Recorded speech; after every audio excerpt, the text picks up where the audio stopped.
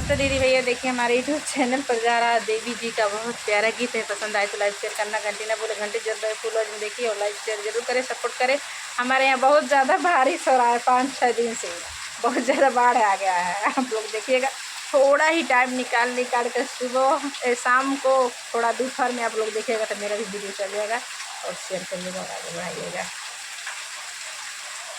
मैया सगरी नगर फेरिया लगावलू भूलैलू बहिनी नगरी। मैया सगरी नगर फेरिया लगावलू भूलैलू बहिनी नगरी। सबके तदेलू मैया नमा से धनावा, सबके तू देलू मैया नमा से धनावा। मई हमके बनवलू भिखरिया लगाइलू सरी नगरी। मैया फेरिया लगलू सरी नगरी, भूलैलू बहिनी नगरी। मैया फेरिया लगलू सरी नगरी, भूलैलू बहिनी नगरी।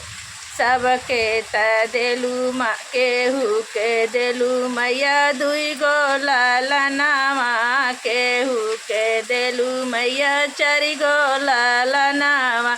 मैया बहिनी के बनवलू बजनिया फेरी लगाइलू सरी नगरी। मैया बहिनी के बनवलू बजनिया लगाइलू फेरी सरी नगरी। मैया बहिनी के भूलैलू लगाइलू सरी नगरी। मैया बहिनी के नगरी भूलैलू लगाइलू सरी नगरी। सबके तदेलू मैया महल दू महल, सबके तदेलू मैया महल दू महल। मैया हमके तदेलू टूटही मड़ैया लगाइलू फेरिया सरी नगरी। मैया हमके तदेलू टूटही मड़ैया लगाइलू फेरिया सरी नगरी।